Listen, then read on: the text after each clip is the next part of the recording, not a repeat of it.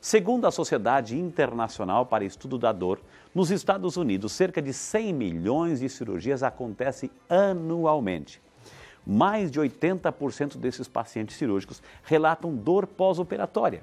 Mais de 70% dos atendimentos em serviços de emergência são devidos à dor, sendo a dor de cabeça aguda responsável por 2,1 milhões dessas visitas. Apesar dos avanços substanciais na investigação da dor, nas últimas décadas o controle inadequado da dor aguda ainda é mais a regra do que a exceção. E no Brasil, como está esse quadro?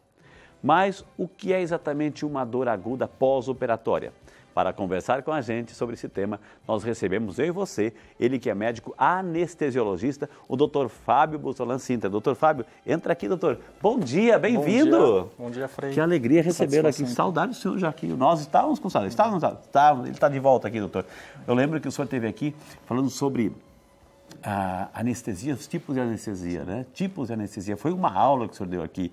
E hoje é o pós-operatório. Também a gente precisa saber disso, né? Porque uma coisa é passar por uma cirurgia, outra coisa é a consequência disso, o depois, né, doutor? Então vamos conversar um pouquinho sobre isso? Vamos lá. Por favor, doutor, por favor, sente-se aqui. O doutor Fábio já está aqui, gente, né? Então, hoje o assunto interessantíssimo, pós-operatório.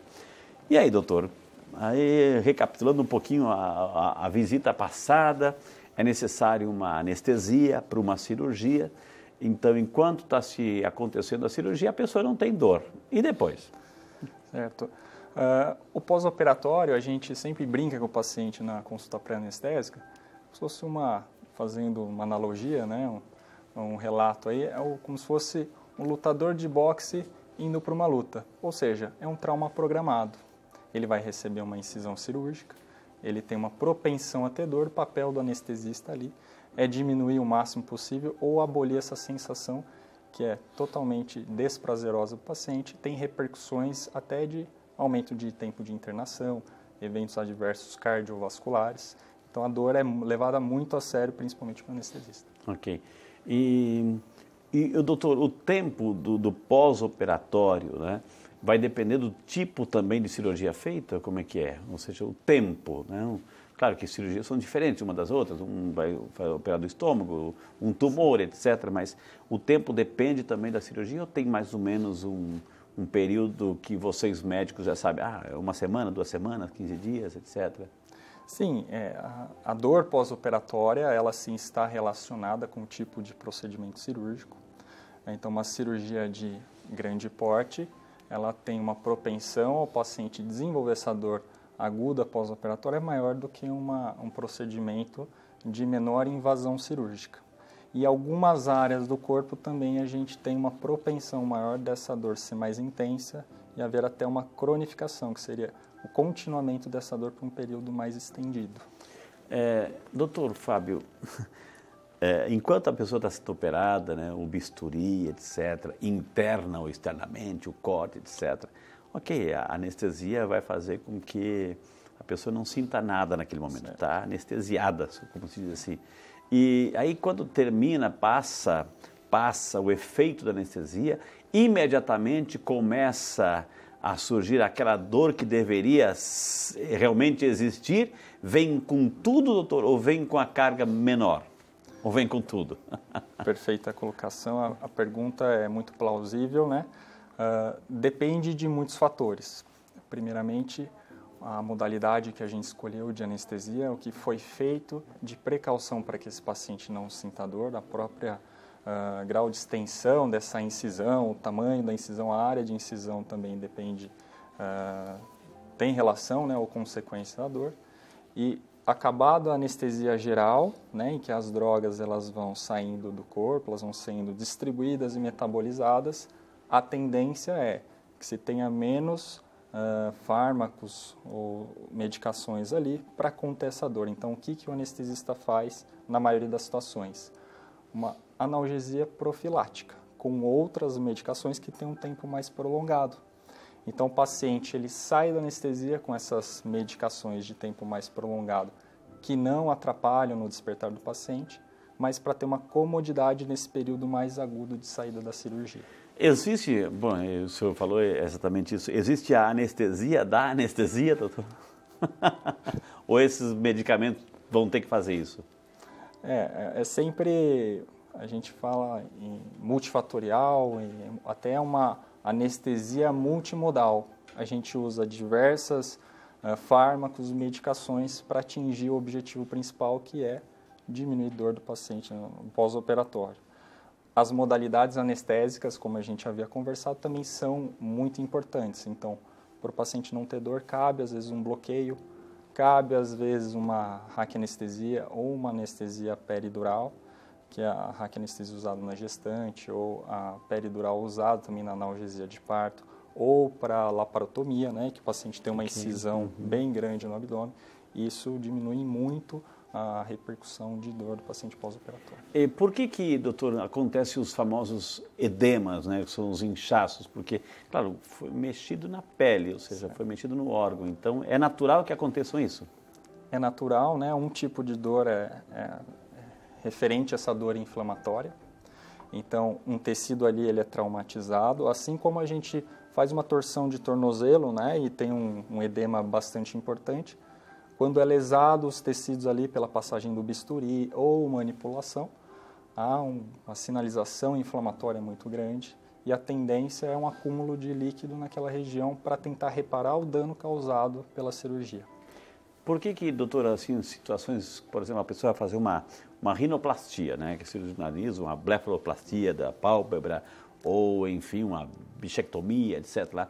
Por que tem as manchas de sangue que elas começam, além do inchaço, do edema, começam também a distribuir sangue pelo rosto, etc. Isso faz parte do processo? É inevitável? Essas reações, às vezes, inespecíficas que a gente chama, pode fazer parte, sim, do procedimento, né? Uma alteração de circulação sanguínea inerente, né, como parte do procedimento. Um acúmulo de líquido, provavelmente por conta do trauma cirúrgico também, essa resposta inflamatória local. Então, essas alterações que às vezes acontecem com os pacientes e outros, elas são passíveis, sim, isso pode acontecer. E o papel do médico capacitado ali é justamente entender, identificar e excluir alguns sinais de alarme que são mais importantes no pós-operatório imediato. Quando é um corte externo, por exemplo, assim, que tem uns pontos, a sutura, etc., que ali está a dor localizada, eu posso colocar, por exemplo, um gelo, doutor, assim, para amenizar? É mais um recurso que eu posso ter ou não? Além do medicamento? Olha, depende muito da cirurgia, né? As postectomias, por exemplo, há uma indicação pelo próprio cirurgião de se colocar gelo. Em algumas outras cirurgias não há essa recomendação, então depende muito da modalidade cirúrgica. Mas é sempre importante tentar fazer o controle, né, regredindo essa inflamação, com medicações, com postura do próprio paciente, né, aceitar essas orientações do profissional ali que indicou, de não, talvez, mexer a região de maneira mais precoce ou intensa, ou seja, atitudes que colaboram para a melhora daquele quadro. E para acelerar o processo de cicatrização, Perfeito. etc. Agora, uma pessoa que toma muito remédio, doutor, uma hipocondríaca que toma muito remédio, toma remédio para tudo, enfim, aí vai passar um procedimento cirúrgico, o pós-operatório, que também necessita de alguns medicamentos, ele pode atrapalhar, ou seja, pode não fazer efeito, porque o corpo já se acostumou com aquele tipo de medicamento e pode não fazer efeito nessa recuperação, nessa analgesia, doutor? Perfeito, isso é muito bem percebido no ato anestésico, né? Os pacientes, principalmente que usam de maneira contínua aquelas medicações para dormir, né? Ou usam medicações para epilepsia, ou seja, um hall específico de medicações que elas fazem uma tolerância ou até resistência aos outros medicações, aos outros fármacos que a gente usa na anestesia. Não que o paciente não vai ser anestesiado, ele com certeza vai ser anestesiado, mas com uso muito maior de doses anestésicos do que um paciente que provavelmente não usa. E no pós-operatório ele também pode ter o uso um pouquinho maior de remédios, medicamentos, para aliviar os sintomas da dor pós-operatória? Isso pode acontecer também, porque aquele paciente ele desenvolveu uma maquinaria para comer aquela droga. Entendi. Então ele elimina mais facilmente, ele consegue se livrar daquela droga e o organismo fica com uma quantidade daquela droga menor num tempo mais curto. Então, Entendi. O tratamento ele pode ser diferenciado sim, a gente lança a mão de uma quantidade ou maior ou associar outras medicações para esse paciente. O bom do programa é que o médico traz foto para a gente ver. Doutor, vamos mostrar então para quem está em casa algumas fotos aí do pós-operatório aí, né? Nem sempre é fácil de ver, enfim, né? Quem já passou por isso sabe, né? Então vamos mostrar uma foto e o doutor vai comentar aí, doutor. Essa foto, o que está acontecendo aqui, doutor? Quer dizer que a gente tem uma incisão, né? Provavelmente uma toracoscopia, com uma incisão numa região bastante inervada, que é o tórax. Então, eu levanto a bola para essas ocasiões, ou seja, cirurgias com potencial de haver essa dor aguda pós-operatória de maior intensidade e de até cronificação, ou seja, continuidade da dor se não houver o tratamento adequado. E o senhor acrescentou uma palavra que me deixou curioso. É cronificação, é isso. Certo. Ou seja, a pessoa não tinha dor, fez isso aqui, fez a cirurgia, começou a sentir dor, e essa dor pode se prolongar por muito continuamente, tempo. Ou a gente não conseguir interrompê-la, por exemplo. Entendi, doutor. A dor, ela é considerada como um sexto sentido. A dor quando é um aviso, né? É um aviso, a gente precisa ter dor para ir ao médico, né? Se livrar de uma situação que é ameaçadora à vida. Mas ela pode se tornar indesejada, patológica, ou seja, a gente pode assumir dor como uma doença quando ela cronifica, ou seja, ela passa por um processo de mudança. E essa dor, que era uma dor aguda, uma dor de tratamento mais curto, ela se torna uma dor mais prolongada de difícil tratamento com fármacos e medicações, outras inclusive. Mais prolongada ou definitiva? Ou tem um prazo? Pode demorar, mas vai sair? Isso é muito difícil, né? A gente determinar, mas pode acontecer dessa dor ela se prolongar por mais tempo do que o esperado, ou realmente ela se tornar de difícil tratamento. Na área da anestesia existem os médicos especializados, os anestesistas especializados em dor que fazem a terapia antálgica, né? Okay. Os médicos especialistas em dor e cuidados paliativos, ou seja, uma especialidade dentro de uma outra da especialidade. Né? Entendi. Essa foto aqui, doutor, é um tumor na mama, alguma coisa assim, doutor? Aí tem uma cicatriz aí. Tanto a toracoscopia, né, ou uma toracotomia, que seria... Toro é o tórax? O tórax, né? Exatamente. Okay. Nessas regiões a gente sabe que existe uma propensão ao paciente ter uma dor mais importante, tanto aguda quanto possibilidade maior de desenvolver uma dor crônica, né, contínua. Essa é uma cirurgia que tem uma propensão maior, que é a mastectomia, seja ela radical, né, principalmente a retirada de uma região muito inervada, assim como o tórax. Outros exemplos, né, herniorrafia inguinal, né, para retirada da hérnia na região aqui da virilha. Outro exemplo prático seria as amputações. Então, essas modalidades cirúrgicas, elas levantam a bola aí para a gente ficar com bastante atenção para a cronificação da dor ou uma dor aguda mais importante. Então, essas regiões que dói mais. Aí, doutora, a gente vê né, a farmácia inteira aí. É uma polifarmácia, o alerta, né, a automedicação também, aos cuidados relacionados a isso. Ou seja, tem medicamentos aí para combater esses sintomas da dor pós-operatória, mas assim, porque tá na nossa cultura, doutor, está na nossa cultura, não sei se é mundial, mas o povo brasileiro faz isso, e que a gente tem em casa uma farmácia, tem a farmácia da esquina, nós temos em casa a farmácia. Porque está na promoção, ou porque a gente está usando por qualquer coisa, por indicação do vizinho, da vizinha, ou porque está mais barato, então a gente vai usando qualquer sintoma e a gente está se empanturrando, doutor. Assim, é um perigo isso, né? É perigoso, principalmente determinadas classes de medicação e sempre relacionado à idade e ao grau de doenças que o paciente já apresenta, né? O idoso que toma anti-inflamatório porque tem a dor pode, de maneira continuada, evoluir com um problema de insuficiência renal, ou até uma úlcera gástrica duodenal. Então, sempre assim, se tomar a curto prazo e sempre com orientação médica é o que a gente faz a orientação. Doutor, a gente fez uma foto aqui até meio cômico, assim, mas assim, uma pessoa está reclamando do joelho, assim, uma pessoa até de idade, enfim, não aguenta mais, ou seja, vai embora essa dor. Existem esses casos também, né, doutor? Existe, é uma foto que ilustra bem socorro!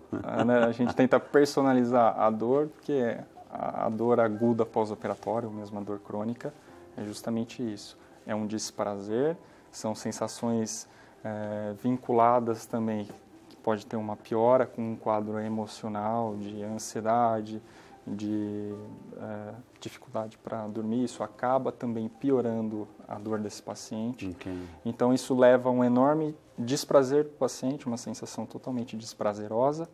E, além do mais, como eu falei, ela pode estar associada a desfechos negativos no pós-operatório.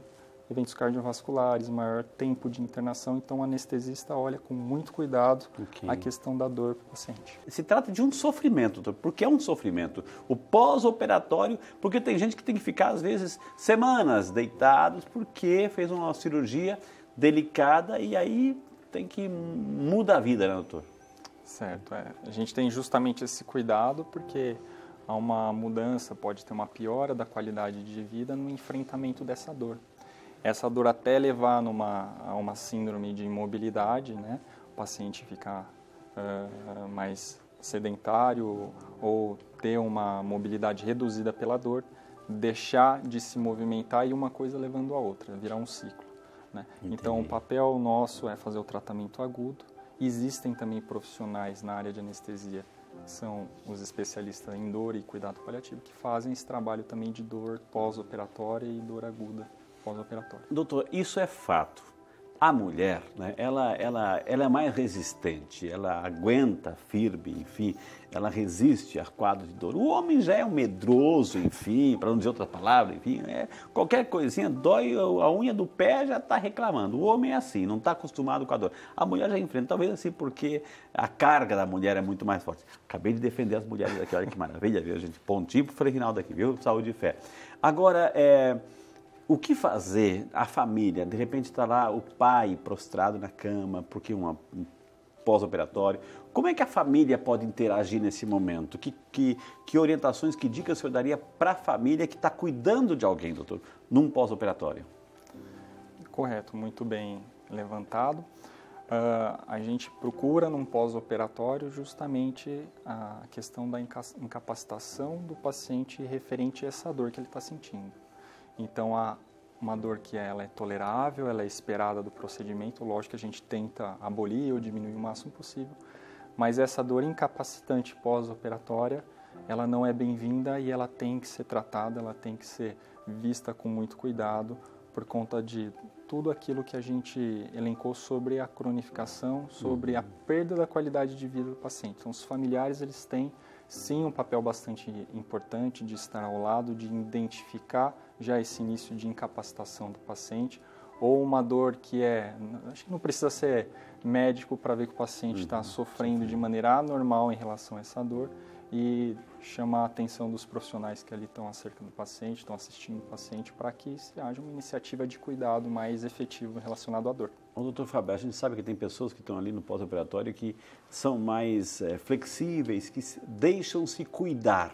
Existe isso, a pessoa deixa se cuidar. Mas tem aquele que não, aquele que é um pouco teimosinho, aquela pessoa que chega perto já está e que de repente já quer levantar da cama quando não pode. O que fazer assim? Amarro na cama? O que fazer, doutor? Assim, para convencer a pessoa que precisa ficar ali, ter um pouco mais de paciência consigo, esperar o tempo certo, assim, mas já quer levantar da cama, já está arrancando o fio, já está arrancando o esparadrapo, já está arrancando os curativos aí, doutor. Olha, realmente é uma situação bastante difícil, que foge um pouco dos cuidados, né, como anestesista ou próprio cirurgião. Então, sempre o tratamento do paciente é um tratamento de equipe. E essa equipe ela tem que estar bem preparada. Então, a gente fala muito da enfermagem ajudando também nessas ocasiões. Os cuidadores. Os cuidadores. E é bastante importante identificar esse perfil de paciente. A seguir à risca as orientações do cirurgião a respeito do pós-operatório. A gente, lógico, incentiva na maioria das cirurgias uma deambulação, que é andar nos corredores, fazer uma atividade de maneira mais precoce possível, mas tem certas situações que isso não é recomendado. Então, o familiar, ele tem sim esse papel importante de ajudar, talvez, na recuperação pós-operatória de um paciente que ele é um pouquinho mais arredio nesse aspecto. Aí, doutora, a pessoa está lá impaciente, não quer ficar quieto, não quer esperar o tempo, assim, aí vai lá com o doutor, doutor Fábio, por favor, tem um remedinho para fazer o fulano dormir, porque para ficar lá, Não se trata disso também, doutor, né? É uma questão a ser avaliada, né? Se essa situação está trazendo um prejuízo, eu acho que cabe sempre individualizar. A gente não dá remédio para todo mundo no pós-operatório para ficar absolutamente imóvel, sonolento, né? Mas tem dadas situações que isso se torna mais o benefício disso é maior do que o prejuízo para o paciente. Então é sempre Temos perguntas aqui, doutor. Vamos interagir com as pessoas que estão ligando para a gente aqui, escrevendo para a gente. O Christian Santos, de São Paulo, capital. Bom dia, Christian. Deus te abençoe. Muito obrigado por assistir aí, por ter esse privilégio, né? Nos dar esse privilégio de assistir o programa. Qual a diferença de uma dor crônica e uma dor aguda? Bom dia, Christian Santos. É uma pergunta bastante interessante. Existem diversas classificações quanto ao período de dor, né? A dor aguda, em certos livros que a gente vai achar uma referência, de 6 semanas, para dar 1 mês e meio a 2 meses. Dor aguda. Dor aguda. Passado isso, né, outras referências vão dizer outras, mas é mais ou menos em torno de 6 semanas.